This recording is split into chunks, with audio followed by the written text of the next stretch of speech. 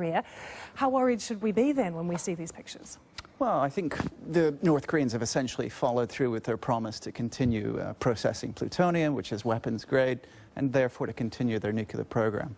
So it's not something that's surprising. We knew they were going to do this.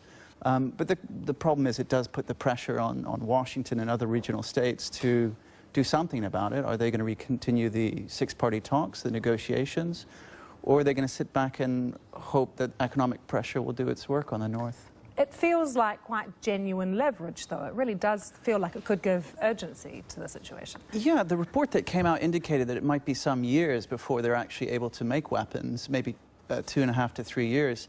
But the fact is that there's very real proliferation fears that if they begin to move these weapons out of North Korea to other states, you know, of course, this could be the worst case scenario. The other case is that they just continue to be a nuclear power and weaken the non-proliferation. And what do you think the strategy here is from Pyongyang? Because I was sitting here yesterday reporting on the fact that the Kaesong industrial complex, that the joint complex between North and South Korea is reopened. And then the day after that, we have this story.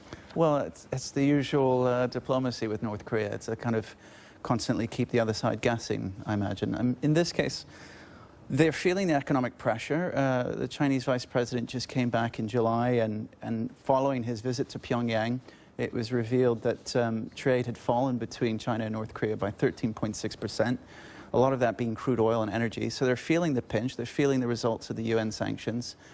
This is leverage for them. What do they want? They want to continue to get economic gains from the West. They can use the nuclear card as a form of blackmail. But I believe the moment right now is to see how the pressure from China and from the international community, whether that's its own form of leverage. I mean, when we look at the international community, the strongest statements today on this were from Russia, actually, who came out and said, potentially, this is a man-made catastrophe.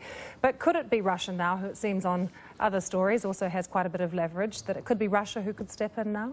It's very interesting. I think Putin's playing very interesting diplomatic cards recently. I mean, Syria, he seemed to come out of nowhere with that. We see a similar role here. But again, actually there's a history of Russia in the six-party talks having very little influence when things are going well, but when things really get to a dead end, the Russians come up with a lot of good diplomatic initiatives. They're very known for that. So I'm not actually surprised to see them doing this. No time to talk about the role that Dennis Rodman could perhaps play, but thanks very much for